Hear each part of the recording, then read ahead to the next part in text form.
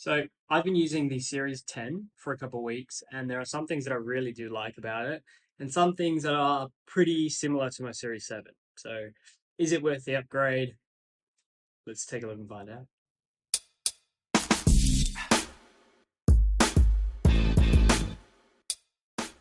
First thing I like about the Apple Watch Series 10 is the design. The fact that it is lighter and slimmer than the previous generations, especially the Ultra 2, that it makes a difference in certain cases that you sort of use a watch for, at least like a smartwatch like this, every day. So, for example, sleeping. When you're sleeping with a watch that's this thin and light, it almost feels like you're not wearing a watch at all. And when you're wearing, let's say, business shirts or jumpers or even just long sleeve shirts in general, even when running, the fact that the watch is so light, it just feels like you're not wearing anything at all. And I really like that because it just means that I'm not feeling, or it doesn't feel like I have a hefty thing on my wrist all the time. And when you're sleeping, it just it just feels it's a lot more comfortable. That's really what it comes down to. It's more comfortable overall to wear something that almost feels like you're not wearing anything at all. So that's been really nice. It is when it's compared to the Series 8, 9, or 7, the watch is a lot squarer or less rectangle than the previous generations. So this, even though the screen is bigger, it is about the same, if not slightly bigger than the Ultra 2's screen size.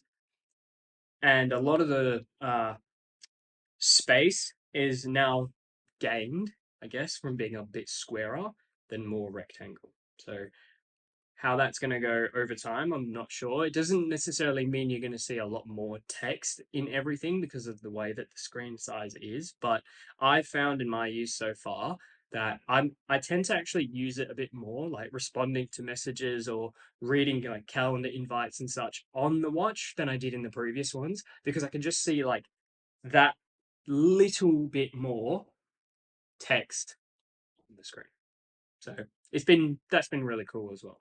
The other part with it being so thin is when the watch is tight on your hand. So with the watch bands, if you're using any of the previous generation bands or any new bands, because the watch is thinner, when you do put it on, the band itself fits a lot more snug than previous ones because it is like the watch face, the watch design brings it closer to your wrist. And this benefits things like when you're running and you can your heart rate, or when you're sleeping, like health monitor sort of tracking, because the watch is sitting closer to your skin and it doesn't get interrupted and stuff like that. So that's what's also really nice, having it so flush to your skin and being so light and thin and all that sort of thing. That's been really cool. What I also like is the watch is black. So I don't know if you can tell, but black is my favorite color. And this being jet black means that the screen itself blends in with the actual bezels and design of the screen the whole way around. So it really just looks like a floating screen compared to the Ultra's flat screen and any of the previous generations where you can sort of see like the outside edges because it wasn't quite black. But this year, with it being jet black, it's so nice. It matches a lot more of the bands. When I switch out the bands, I find they all look really nice with it compared to the previous ones that had a slight sort of grey color to them. Also, the new jet black, I was kind of worried it was going to scratch, but it hasn't scratched. So in 2 weeks, I haven't got a single scratch on the casing or on the screen. So this is not a sapphire glass, but it still gets some micro scratches, which if you look for them, you can see them. But for the most part, I don't really notice them at all. So I really do like the color of this watch. It's so nice. If you have got yourself a series watch, I'd be really interested to know if it's the jet black version or if you got the smaller 42 millimeter version or titanium, aluminium. Yeah, which one did you get? Which color? Let me know because I'd be also interested to know like why, if it's just something you preferred or if it was any particular reason. So yeah, let us know. Another thing I really like about this watch too is that the fast charging.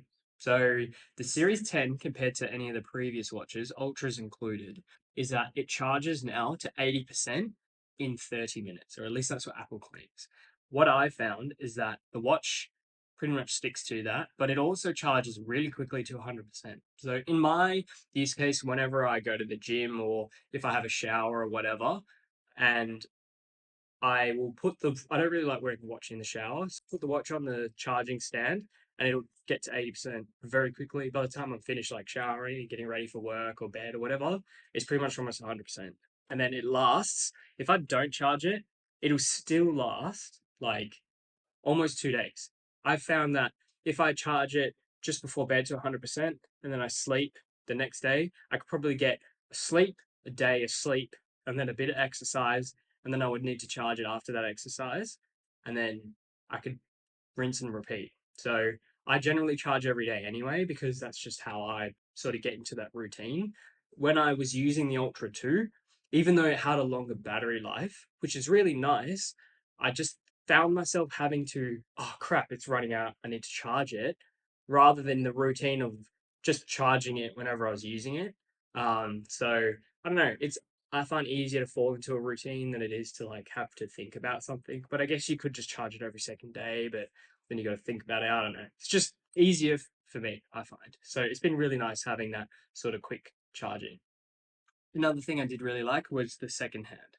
When I'm watering the garden, I tend to do, let's say, 30 seconds on certain bushes or plants or whatever, especially in the Australian sun here. Things get really hot really quickly. So I find that when I was watering certain things, I would have to, in my previous generation watches, set either a 30-second timer, and every time it finished, I'd have to set it again, or I'd have to keep like doing this,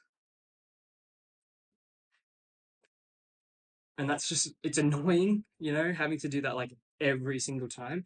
So just being able to glance down at my watch and see the 30-second timer, and then I can just move on to the next one, move on to the next one, move on to. So I'm not always having to constantly change it, because in standby mode with the Series 10 now, you can see the second hand. So that's been really, really nice. And that kind of is it for the watches. Like, the Series 10, in terms of the software, is very similar to all the watches. I will be chucking a video up for that, because there are some things that I really do like in terms of the fitness and just some of the health features and stuff with the series watches. So, and also the Ultra, because they do all the same thing. So subscribe and check that video out when it does get released. Yeah, so that's pretty much everything that I really like about the Series 10. There are some things I think worth noting. So if you do use any of the previous bands on any of the previous generation watches, because this watch is a little more square, when you are putting on the band itself, there will be, or in some of the bands anyway, a little gap in that groove on the actual design of the watch. So when you slide the watch in, there is a little gap there, and that just depends on which watch band you're using. So that's just something to just take note of. So that about wraps up my perspective on the Series 10. There are some cool features that I do want to get like dive into, but it's going to take a lot longer than it would to just summarize it in this particular video. But there is one other YouTuber, if you are interested in, let's say, a comparison between the Series 10 and the Ultra, or if you are interested in knowing a bit more like specifics around software, I'll leave a link below. His name's Des Fit. I found that video really informative. It kind of helped me when choosing which watch to get as well, because he goes into a lot of detail around like fitness and those sort of things. So I'll link video below and just check that out if you want to know a lot more detail. As for that, like that kind of wraps everything up for me. So if you are interested in, or if there is anything specific you do want to know, or anything else you want to see, if you want to see more videos like this, please let me know in the comments below. Like and subscribe, and I'll catch you on the next one.